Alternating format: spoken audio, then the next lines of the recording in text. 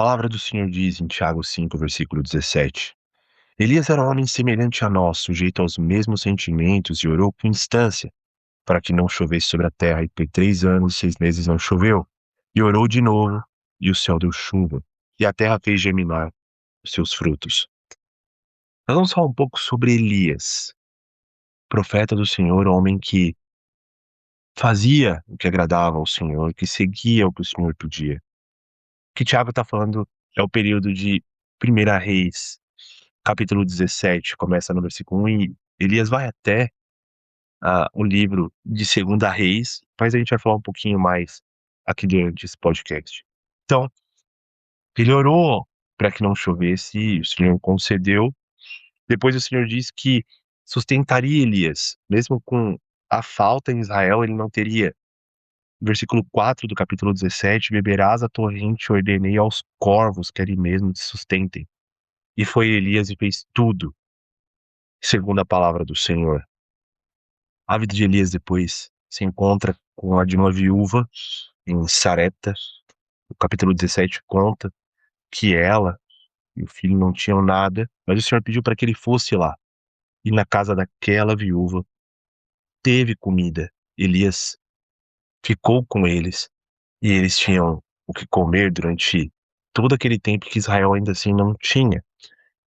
O filho dessa viúva adoece, o versículo 17 diz, e Elias novamente ora ao Senhor, e o Senhor escuta a voz de Elias para trazer de volta o menino à vida, depois de ter morrido por causa da doença. Então a gente vê o relacionamento de Elias com o Senhor e de outras pessoas. Agora, com Elias é interessante como ele faz bem, aqui pedindo ao Senhor.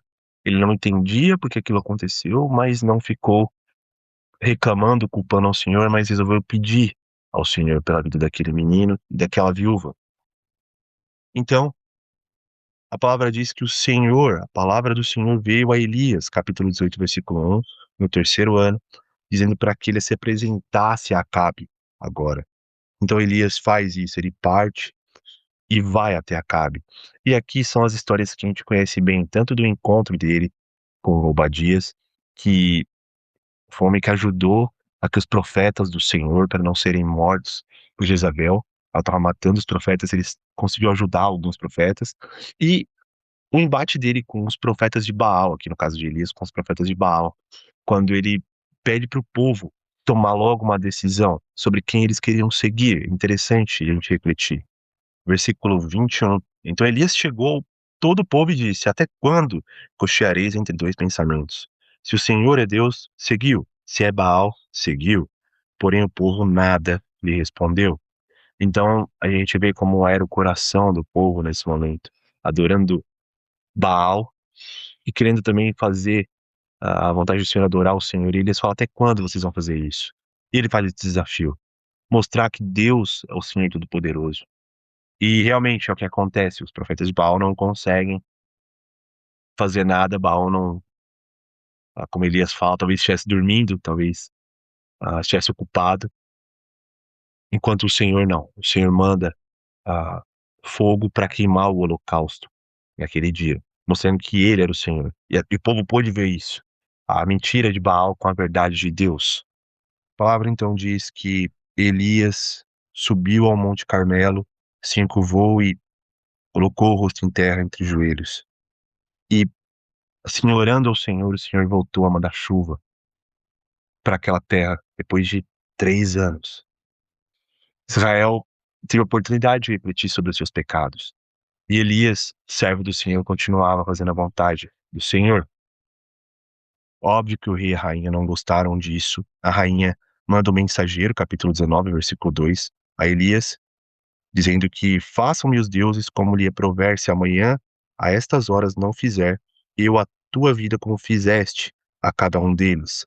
Temendo, pois, Elias levantou-se e, para salvar sua vida, se foi e chegou a Berseba, que pertence a Judá, e ali deixou o seu moço. Então Elias, durante esse período, fica com medo. Ele mesmo não quer viver, como o versículo 4 fala. Ele mesmo, porém, se foi ao deserto, caminhando um dia, e veio, se assentou debaixo de um símbolo e pediu para si a morte. Disse: Basta, toma agora, ó Senhor, a minha alma, pois não sou melhor do que os meus pais. Então Elias ficou com medo, né? Pelo menos chateado com tudo que estava acontecendo. E homem como nós, como o Tiago fala, ele não queria mais continuar vivendo. Passou por um momento difícil. O Senhor então passa a fortalecer Elias, perguntando por que ele estava naquele lugar e começa a fortalecer ele, porque ele refletisse em tudo que tinha acontecido. Tinham mais pessoas, o versículo 18 diz, que não dobraram seus joelhos a Baal e não beijavam, ah, talvez ele dizendo o ídolo Baal, no sentido de que eles não adoravam a Baal. Tinha outras pessoas também, não era só Elias. Às vezes a gente se sente assim, como se só a gente estivesse adorando ao Senhor, querendo fazer a vontade do Senhor, mas não é. Outras pessoas também querem, e isso é um grande combustível. Pedro lembra isso na sua carta, lá em 1 Pedro, no capítulo 5, que outras pessoas passam pelas dificuldades que nós também passamos. Ainda no capítulo 19, do versículo 19 em diante, conhecemos Eliseu, que vai ser discípulo de Elias. Um bom homem que, acredito, renovou também um pouco as forças, o ânimo de Elias para ajudá-lo. Eliseu era um bom homem. E vamos falar dele, se o Senhor assim permitir. A gente sempre precisa de amizade, precisa de pessoas junto com a gente. No capítulo 21 de Primeira Reis, a gente vê então novamente Acabe pecando, ele e Jezabel. Eles fazem um plano para matar Nabote e tomar a vinha de Nabote. O Senhor manda Elias para falar com eles, falar sobre o que eles tinham feito, a condenação que eles teriam, a morte deles. E é interessante, o versículo 27 diz que Acabe, ouvindo essas palavras, rasgou suas vestes, cobriu-se de pano de saco, seu corpo jejuou, dormia em panos de saco e andava cabisbaixo. Então o Senhor vem até Elias e diz: Não viste que Acabe se humilha perante mim? Portanto, visto que se humilha perante mim, não trarei este mal nos seus dias, mas nos dias de seu filho me trarei sobre a sua casa. Então, mesmo um homem como Acabe se humilhando, o Senhor era misericordioso. E é interessante, Elias está observando isso, é uma grande lição para Elias. Seus inimigos também podem se arrepender e tem que continuar pregando a palavra. Depois Acabe vai errar novamente, mas ele precisa continuar pregando a palavra, precisa continuar falando da justiça de Deus. Elias volta à cena também, lá em 2 Reis, no capítulo 1, fala sobre o rei Acasias, que acabou tendo um problema. Ele caiu das grades de um quarto alto e acabou ficando doente, né? Então, durante essa história, a gente vê que ele não fez bem. Ele não buscou o Senhor, ele foi buscando outros deuses para sarar da sua doença. Então, Elias vai para mandar uma mensagem para ele. E é interessante porque eles perguntam quem era aquele homem. Eles não sabiam que era Elias exatamente. E aí, quando pergunta, fala-se como que Elias se vestia, versículo 7. Pergunta qual era a aparência, versículo 8. Era homem vestido de pelos, com lombos cingidos de um cinto de couro. Então disse ele: É Elias, o tesbita. Elias era muito conhecido. Estava um tempo aqui sem aparecer na história, quando a gente vai lendo os livros de reis. Mas o Senhor continua usando ele continua fazendo o que deve ser feito. Correção, justiça do Senhor, mesmo com outro rei aqui. E a mensagem do Senhor é clara. Ele, o rei, não sobreviveria, ele morreria naquela condição dele, por conta dos pecados. Ele não foi ao Senhor.